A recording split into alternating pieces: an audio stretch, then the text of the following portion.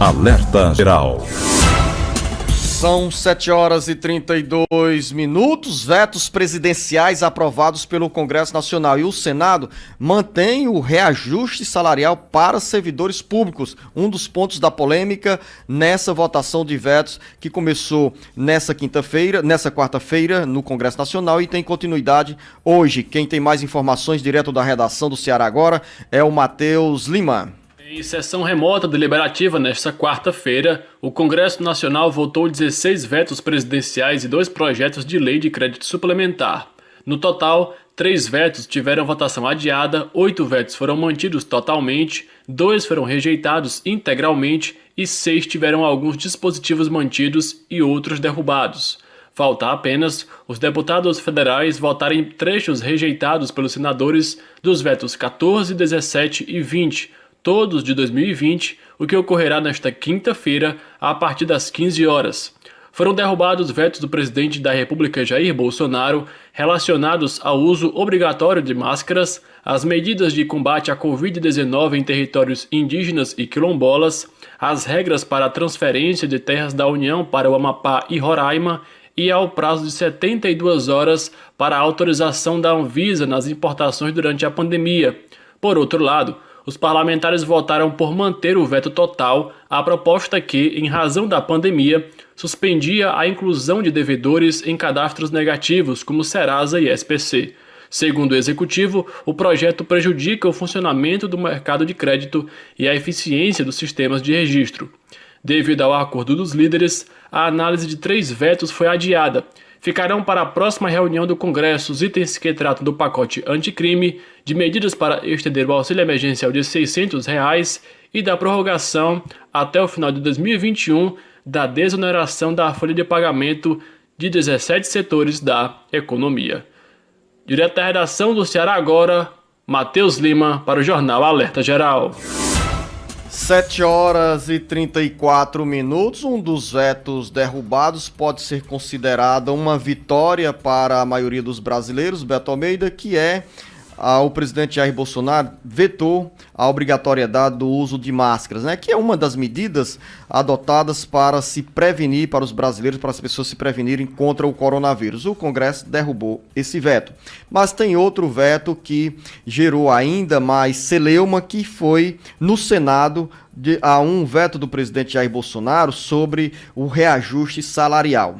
Luzenor de Oliveira, isso foi uma verdadeira quebra de acordo. Surpreendeu o governo, surpreendeu a equipe econômica e surpreendeu a qualquer brasileiro que acompanhou a negociação que foi feita, Luzenor, para aprovar no Congresso Nacional o socorro financeiro para os estados e os municípios que estão em dificuldades financeiras durante essa pandemia. E qual foi o acordo que foi feito? O governo fez aquele acordo e foi costurado muito bem.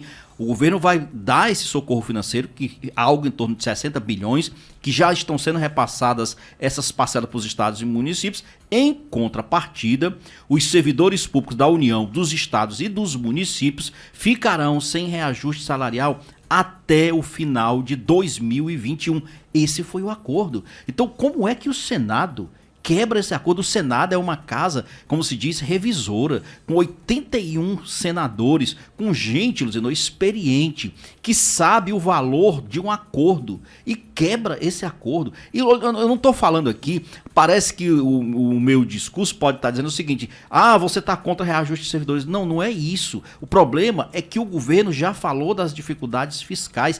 Esse país tem dificuldades fiscais, inclusive, Luzenor, se os senadores e o próprio Congresso defendem tanto, por exemplo, a continuidade do pagamento do auxílio emergencial, como é que se quer garantir dinheiro para pagar o auxílio emergencial de quem efetivamente precisa e abre mão disso para dar reajuste aos servidores ainda esse ano? Então, o Senado quebrou um acordo, o Senado foi de uma infelicidade medonha, o termo é esse. Foi medonho a decisão do Senado, foi desrespeitosa com o governo, foi desrespeitosa com o equilíbrio fiscal do país e agora ficou com a Câmara dos Deputados a responsabilidade de derrubar esse veto do Senado. Só que aí Beto, é uma coisa muito mais adversa. Surpreendeu essa decisão do Senado porque o governo e algumas algumas cabeças pensantes da área da economia, principalmente especialistas da economia, que estão vislumbrando esse cenário de dificuldades ainda maiores na política e na economia brasileira, com a crise do coronavírus. A expectativa é que o Senado mantivesse essa decisão do governo em segurar os reajustes salariais dos servidores públicos para não inflar a máquina de novos custos. Essa, pelo menos, era a expectativa. E os senadores acabaram, Beto Almeida, pelo jeito aí, a linguagem está sendo usada de uma verdadeira lambança. Lambança de querer fazer, Luziano, proselitismo com o dinheiro público, de aparecer durante um período de campanha eleitoral, de pintar de bonzinho para o servidor e demonstrando qualquer falta de preocupação com o equilíbrio fiscal, com a falta de verbas da União e principalmente como bancar outros assuntos emergenciais, como é o caso, por exemplo, do próprio auxílio que o governo está tentando aí negociar para ampliar esse pagamento até o final do ano. Agora eu pergunto para você o seguinte, Luziano, esses senadores, será que eles pensaram realmente no bem do país ao conceder, ao quebrar esse acordo, ou pensaram apenas no próprio umbigo, como se diz, apenas nos efeitos imediatos dessa medida? Porque essa medida não é que você diz, olha, tinha uma expectativa, não. Foi o único acordo, o único motivo para aprovar o auxílio emergencial para os estados e os municípios foi esse. E eles quebraram. Beto, sobre o auxílio emergencial, Carlos Alberto chega agora com outras informações. A expectativa é que nas próximas horas o governo federal defina em um projeto a ser encaminhado ao Congresso Nacional o tempo de vigência do auxílio emergencial e também o valor das parcelas. O governo federal deverá estender o auxílio emergencial até dezembro, com uma parcela inferior aos atuais R$ 600 e com menos beneficiários. O programa, que tem pelo menos 66 milhões de pessoas, já consumiu 250 bilhões de reais. E pelos cálculos do Ministério da Economia, terá mais 100 bilhões até o final do ano. O presidente Bolsonaro disse nesta quarta-feira que o valor mensal de R$ 600 é alto, mas que uma parcela de R$ 200 é baixa. Ou seja, a análise da equipe econômica dá um indicativo que o auxílio pode ficar na faixa dos R$ 300. A mudança no valor e no período de vigência do benefício dependem de aprovação pelo Congresso Nacional. O governo já destinou 254,4 bilhões para o pagamento do auxílio emergencial de R$ 600 no total de 5 parcelas, de abril a agosto. A despesa mensal do auxílio está em 51,5 bilhões e todos os gastos do governo para combater a pandemia e seus efeitos estão sendo bancados com o aumento do endividamento do país.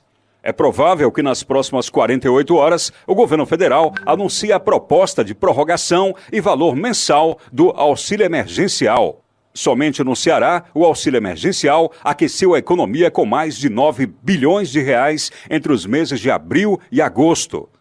Com informações do Ceará Agora, para o Jornal Alerta Geral, Carlos Alberto. A quinta-feira, jornalista Beto Almeida, será também de boa notícia para a educação, para o ensino infantil, fundamental e médio. O Senado vota hoje a PEC que torna o Fundeb permanente. Exatamente, Luziano. E olha só, a grande expectativa é exatamente de que a aprovação da matéria passe sem muitas dificuldades no Senado. Lembrando que essa matéria já há cerca de um mês ela foi aprovada pela Câmara dos Deputados. Então, qual é a expectativa tão boa? É que, por exemplo, o senador Tasso Gereissati tinha apresentado uma emenda. Essa emenda do senador Tasso Gereissati, ele retirou. E ele retirou por quê? Porque ele conversou com o relator da matéria e o relator entendeu o seguinte, o Flávio Arnes, que é o relator da matéria do Fundeb. O próprio relator, Luziano, não fez nenhuma alteração ao texto que foi aprovado na Câmara dos Deputados. E não fez exatamente pelo seguinte, porque se fizesse qualquer alteração, a matéria tinha que voltar para a Câmara. E isso, logicamente, esse trâmite ia demorar ainda mais na aprovação dessa matéria. E então, o próprio senador Tasso Gereissati, em conversa com o Flávio Arnes, retirou essa emenda dele para facilitar essa aprovação. E o que dizia essa emenda do senador Tasso Gereissati? Dizia o seguinte, Zino, ele elevava o aumento do percentual mínimo para pagamento de salários, por exemplo, dos professores, servidores, que hoje é 60%, ele aumentava para 70%. Lógico que isso não seria de uma vez só. Isso seria pelo prazo aí, em 6 anos. Começava com 61,5% até chegar a 70%. Só que, hoje na prática, a maior parte dos municípios e também dos estados já aplica um percentual superior a 70%. Então, na realidade, ele estava chovendo no molhado. Então, ele tirou essa emenda. E o Fundeb, para você, ouvinte, internauta, é o Fundo de Financiamento da Educação Básica no Brasil. Esse Fundeb perde a validade no dia 31 de dezembro. E por essa razão, a Câmara Federal e hoje o Senado altera a legislação, incluindo o Fundeb agora como uma ação constitucional, ou seja, deixa de ser uma ação de governo a cada presidente que entra para estar na Constituição Federal, garantindo aí mais estabilidade para os estudantes da rede pública de ensino e especialmente para os professores que merecem ter melhor remuneração. São 7 horas e 43 minutos, já na reta final do bate-papo político, Beto Almeida. O município do Eusébio entra mais uma vez nas páginas policiais, agora com uma investigação sobre fraudes em licitações. Uma operação deflagrada nesta quarta-feira pelo Ministério Público Estadual, por meio do Grupo Especial de Combate à Corrupção, GECOC, desarticulou um grupo criminoso que fraudava licitações na Prefeitura de Eusébio, que somam 7,6 milhões de reais. De acordo com o Ministério Público, foram cumpridos, em conjunto com a Polícia Civil, 7 mandados de prisão, 17 de busca e apreensão e 2 mandados de afastamento da função pública. A operação, denominada Banquete, conforme nota do Ministério Público Estadual, tem como alvo os agentes públicos e empresários. Durante a operação, foram apreendidos documentos, aparelhos celulares, computadores e a quantia de R$46 mil na casa de um empresário. A Polícia Civil e o Ministério Público Estadual não revelaram nomes de agentes públicos e empresários presos ou afastados de funções no município do Eusébio. O prefeito Acilon Gonçalves, do PL, preferiu manter silêncio, não se pronunciou sobre a operação que mira fraudes e desvio de recursos do município do Eusébio.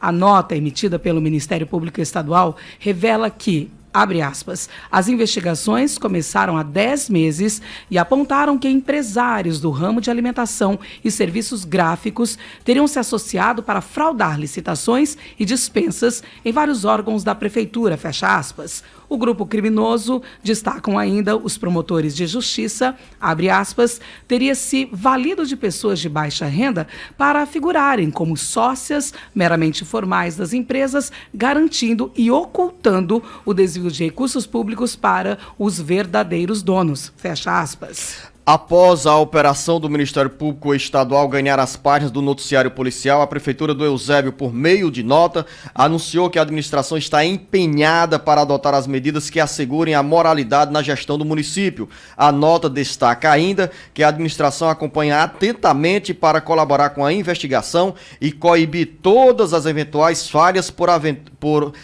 ventura identificadas, fortalecendo, de acordo com a nota, o princípio da transparência que norteia a atual gestão. Jornalista Beto Almeida, para finalizar o bate-papo político sobre esse assunto, em menos de 30 dias, o prefeito Acilon Gonçalves enfrenta o segundo contratempo e escândalo no entorno do grupo político que ele administra na região metropolitana de Fortaleza. Primeiro, o episódio envolvendo o filho, o deputado estadual Bruno Gonçalves, naquele escândalo sobre o vazamento de um áudio, de uma conversa em relação a financiamento de campanha, a dinheiro público em campanha eleitoral. E agora, essa dor de cabeça que ele precisa gerenciar também e esclarecer e se pronunciar, porque, como disse a nota aqui, o prefeito Acilon Gonçalves mantém o silêncio. Pois é, e são 2 ações, 2 problemas que têm vários desdobramentos, porque na realidade o grupo do prefeito Acilon Gonçalves não se restringe hoje apenas ao Eusébio, tem braços aqui para Fortaleza, com a mulher dele, que é vereadora e candidata à reeleição. Inclusive, um dos motivos desse áudio vazado com a compra de lideranças e de gastos de campanha envolve exatamente a reeleição da dona Marta. Tem o próprio filho, o deputado Bruno, que é candidato à prefeitura de Aquiraz, ele próprio no Eusébio, além de outras prefeituras no entorno que ele tenta manter a influência e o controle político. Então, como é que tudo isso, essas ações, esses escândalos chegando, atingem o Arcilon Gonçalves, o prefeito Arcilon Gonçalves e todo o seu grupo político no momento agora, que é crítico, pré-eleitoral, de campanha? Isso é um questionamento que muitos fazem. São 7 horas e 47 minutos, final do nosso bate-papo político. Jornalista Beto Almeida, a você um bom dia, um bom trabalho, a você, ouvinte internauta. Daqui a pouco, mais informações. Um bom dia a todos, até amanhã.